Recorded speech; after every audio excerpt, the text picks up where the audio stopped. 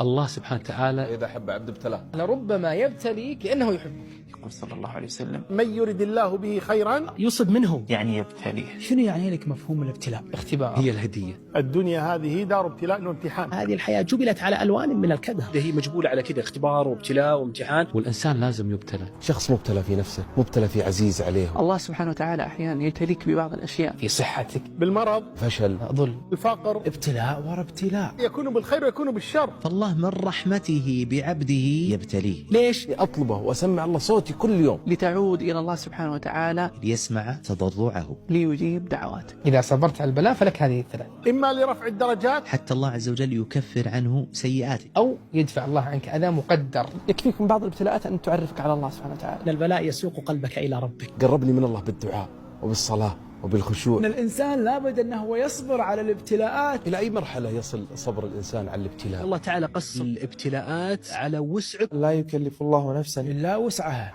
هذه قاعدة. ترى ربي سبحانه ما يعطي الشخص إلا الشيء اللي يستطيع تحمله، إلا على حسب طاقتك أنت. إلا عنده من الطاقة ومن التحمل ومن الوسع اللي حتى هو يستغرب كيف نثبت الوقت هذا. فأنت لما تؤمن بهذا بعينك الله أو تعداها بإذن الرحمن فريح والإنسان يبتلى على قدر دينه. فإن كان في دينه صلابة زيد في بلائه. كل شيء بمقدار عند الله سبحانه وتعالى. فلا تحاتي. ومن أشد الناس بلاء؟ أشد الناس بلاء الأنبياء، ثم الصالحون، ثم الأمثل بالأمثل. حتى في سورة البقرة الله سبحانه وتعالى قال: ولنبلونكم بشيء من الخوف والجوع ونقص من الأموال والأنفس والثمرات. كلها غالية الأشياء. الله سبحانه وتعالى زف البشرى من سابع سمة. كمل وقال: بشر الصابرين الذين إذا أصابتهم مصيبة قالوا إنا لله وإنا إليه راجعون. الله سبحانه وتعالى يقول لك أبشر إذا صبرت. أولئك على صلوات من ربهم ورحمة، وأولئك هم المهتدون. وكيف لا أصبر وقد وعدني الله 3 خصال؟ الله سبحانه وتعالى وعد، قال إنما يوفى الصابرون أجرهم بغير حساب. شنو يعني بغير حساب؟ ما في حساب،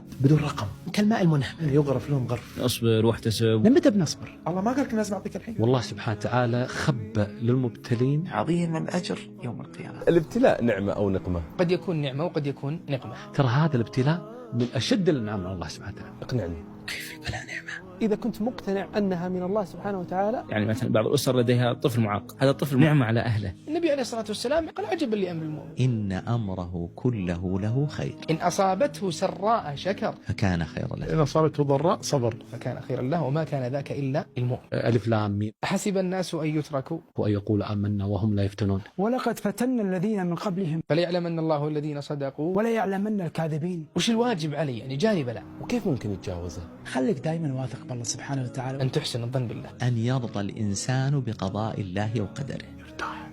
احنا انبياء عشان نتحمل كل هذا الصبر، احنا بشر. والأنبياء بشر. وأكثر هؤلاء الأنبياء ابتلاء هو النبي محمد صلى الله عليه وسلم. يا صبر أيوب على بلواه. أيوب عليه السلام مر بابتلاءات بكل الأنواع. مرض طويل جدا. 18 سنة أيوب طريح الفراش، وتصبر على هذا الابتلاء ويرضى بحكم الله عليه. ثم جملة واحدة فقط: أني مسني الضر وأنت أرحم الراحمين. فاستجبنا له. شنو الله قال عنه؟ قال إنا وجدناه صابرا نعم العبد. إنه أواب. الله سبحانه وتعالى ترى ما يجزي إلا الصابر. اصبر وصابر وترقب التياسير وانتظر التباشير.